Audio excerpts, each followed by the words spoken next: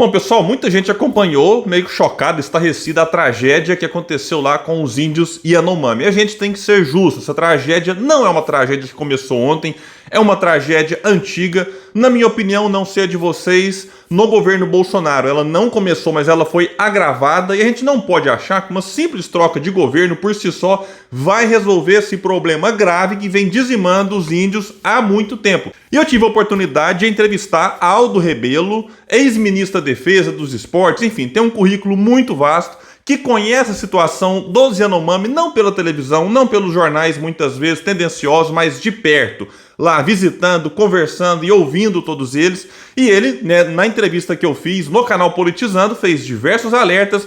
Eu fiz um corte, né, para trazer para o canal Cortes do Politizando e deixo aqui para que vocês reflitam, deixa aqui o comentário o que vocês vão achar e quem puder compartilha. Lembrando, quem não está inscrito no canal Cortes do Politizando, se inscreva. A gente passou de 500 inscritos aí em menos de 4 dias, isso é muito importante, muito obrigado. Mas se não está inscrito ainda, se inscreva, ativa o sininho. Se esse vídeo gostar, manda o like, se não gostar, manda o dislike, faz parte. Então é isso, pessoal, com vocês, Aldo Rebelo, e deixa aqui embaixo se vocês concordam com ele ou não. Valeu! Agora, a tragédia indígena no Brasil, ela é muito antiga.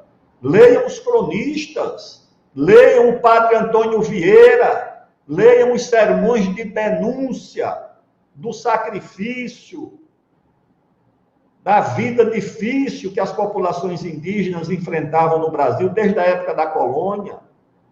Claro que houve, naturalmente, um esforço do Império Colonial Português, a partir de um determinado momento, de aliança e de integração com os índios por uma razão estratégica muito clara. Portugal não tinha gente suficiente para uma ocupação demográfica de um continente que era o Brasil. Como era que ele ia ocupar, com uma população tão diminuta, um território que começava lá no Rio Grande do Sul e terminava na fronteira com o Peru e com a Venezuela? Portugal não dispunha de gente para isso. Como é que ele resolveu isso? Através da miscigenação, da mistura, inclusive reconhecendo a herança dos títulos de nobreza dos casamentos dos portugueses com as índias, tá certo? Oferecendo posto militar aos índios, aos capitães, que até hoje os caciques aqui gostam de ser chamados de capitães, de capitão, porque foi uma patente que os portugueses deram aos índios.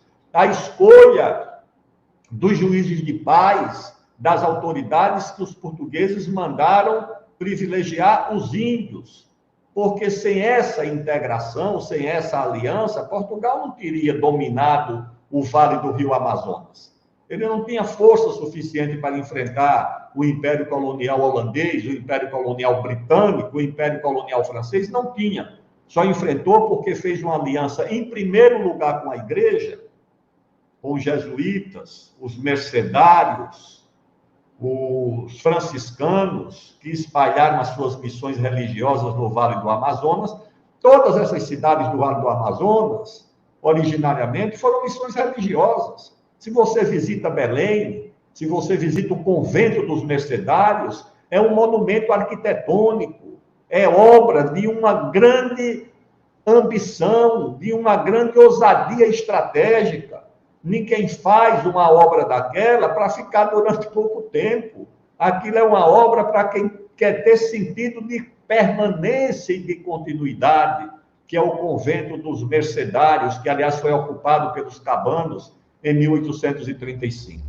Então, houve essa aliança com os índios e houve luta com os índios também, disputa. Aqui tem um herói que batiza um batalhão de infantaria de selva, não sei se é em Humaitá ou é em Barcelos, que é o batalhão Ajuricaba, que é um líder indígena que resistiu aos portugueses. Então, essa tragédia, ela é antiga. E, recentemente, ela foi testemunhada muitas vezes. Eu vi, na época do governo, ainda do presidente Fernando Henrique, visitei aldeias Yanomami, fiz acampamento com os índios Chavantes, lá no Mato Grosso. Eu não conheço os índios de televisão, eu no sofá e o índio na tela da TV. Eu conheço o índio de visitar as aldeias, de acampar com os índios nas aldeias, com a minha família, com a minha mulher, com meu filho, para conviver com eles, tá certo? Não é essa gente que conhece a situação dos índios da televisão e do sofá da sala. Não, eu vi. E eu vi essa tragédia, a subnutrição. Eu registrei isso no meu livro, que é Raposa Serra do Sol, o índio e a questão nacional, está lá dito com todas as letras. Por que é que as populações indígenas acumulam os piores indicadores sociais do Brasil? Por que é que a maior taxa de mortalidade infantil está entre os índios? Não é de hoje, é de muito tempo. Por que a maior taxa de analfabetismo está entre os índios? Por que a maior taxa de doenças infecciosas está entre os índios? Por que os menores índices de serviços essenciais, como água tratada, luz elétrica, saúde e educação, está entre as populações indígenas há muito tempo? Há muito tempo que esses índices são registrados no Brasil. E aproveitar disso para fazer luta política contra governo A ou B, tudo bem. Pode ser legítimo e alguém pode usar isso. Agora, esse fato não pode, naturalmente, omitir a ideia de que essa tragédia é muito antiga. Eu vi os índios, costelas de fora, subnutrição terrível.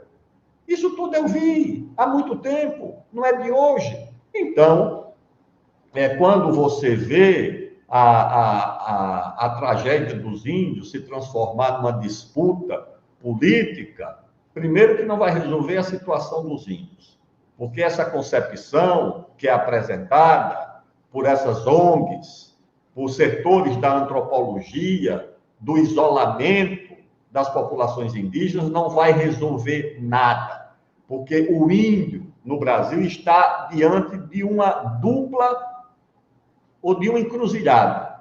Ou ele é integrado à sociedade nacional com o patrocínio do Estado, ou ele vai ser integrado da pior forma possível, pelo crime organizado, pela droga, pelo alcoolismo, pelo lenocínio. Por quê? Porque tudo bem, você pode proibir que um brasileiro qualquer, ou mesmo que o Estado brasileiro. Você viu o depoimento do ex-deputado Enéas, que foi depois da minha visita, 5 ou 6 anos depois da minha visita aos Yanomamis, que ele dizia naquele depoimento que eles foram proibidos de ter contato com os índios. O governador de Roraima foi proibido de ter contato com os índios, enquanto que uma ONG tem acesso franqueado aos índios. Eu vi isso.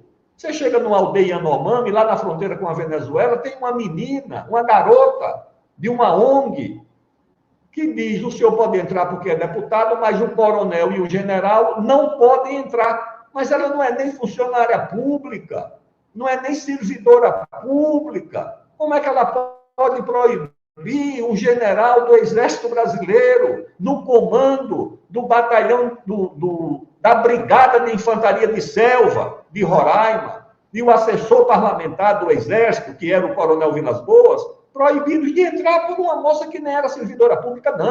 Não. Isso mostra que no Brasil, aqui na Amazônia, há uma espécie de tutela de organizações não governamentais que hoje disputam com o crime organizado, tá certo? A tutela sobre a Amazônia. E isso, naturalmente, não pode subsistir.